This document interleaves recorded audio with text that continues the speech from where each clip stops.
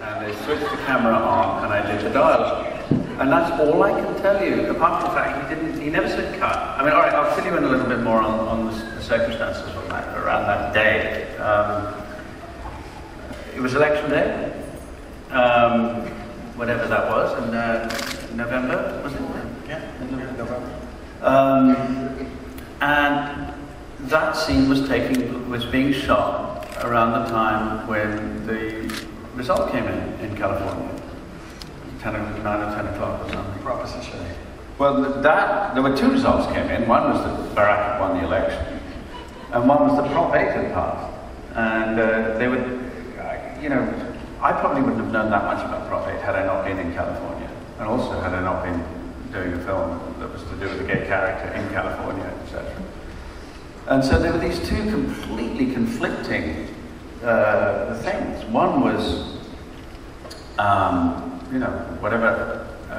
whatever America's sort of current opinion of the president's performances right now, it was a remarkable moment for the entire world to see.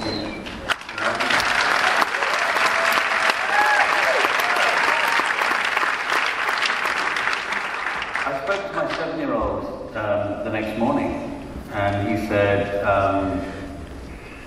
he was asking me questions about it. He stayed up late to watch stuff, and he said, he's won the election, will he change the world? And it's a hard question to answer to a 7-year-old, but I said, I think he just did, in a way. And then he picked up on something that Obama had said in his speech that night. It's going to be a steep climb. Which, wisdom from a 7-year-old, and we've seen that it is. We didn't know each other very well on the set. That scene was shot on about the 3rd or 4th day. And we didn't get much past that anyway. It was only a 21-day shoot. So everything was soon. But I remember, I think somebody held up a little portable TV thing saying, President-elect Barack Obama. And I had to perform this scene of grief while in a state of euphoria. And then, I think, as we were literally about to shoot, the sound guy took off his cans, these very powerful cans they have, and turned up the volume and played McCain's concession speech. And my spirits lifted even further.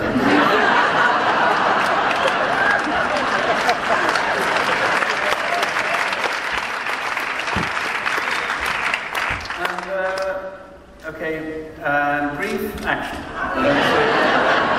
So those are the circumstances. I don't know. I mean, I just said the lines, and then Tom didn't cut. And this is unusual. He just didn't cut. I mean, he let the magazine roll out 10 or 11 minutes. I can't remember what you can get in a mag, but it was a very, very long time that I sat in that chair. And it was all very quiet. And there was a little blip of a moment when you think, the third eye, Stanislavski calls it the third eye, right, a piece of you that's watching yourself, no matter how immersed you are in your performance. There's that conscious piece of you that's monitoring what you do. And it was saying, he's not cutting, what's expected of you, you're supposed to get out of your chair, perform something, do the dialogue again.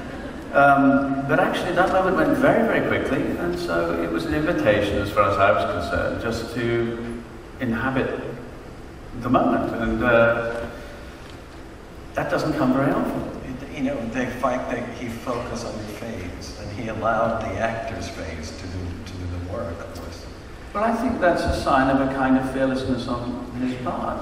He was, if ever he was interfered with by others, it was to say, Tom, you're going to have to cut in. You're going to have to shoot something we can cut to, because this is very long, and you're going to be stuck with an unedited scene that lasts for 2 minutes when it should only last for 30 seconds.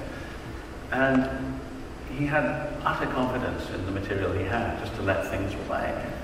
And that is a real gift to an actor, particularly going back to what I just said, which is that we're supposed to,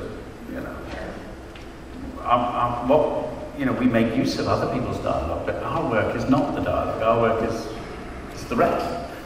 And to be given so much freedom with all of that, whether we're talking about stillness or silence or just pure naked gestures, was extraordinary. And I have to say something actually on behalf of Tom here, because I think a lot of, if the film's had negative response from anybody, it's tended to be in the direction that it's over stylized, there's a kind of, you know, some people said it's almost straitjacketed by its beauty, that it looks like a perfume ad, all these sort of things. Well, I've heard that, but what I loved about it is that it had such a strong vision. It's like... But I've spent 25 years working with directors who make me stand an inch to the left and an inch to the right, tilt your head this way, that way, say it that way, louder, softer, we're going to hold it right there, we're going to put up a reflector, we're going to do a flag, where I have been so conscious of the visual concept and the style. And ironically, this is one occasion when I've been completely free from that. I don't think I've ever been on a set where the director has been so, or has made that aspect so low-key.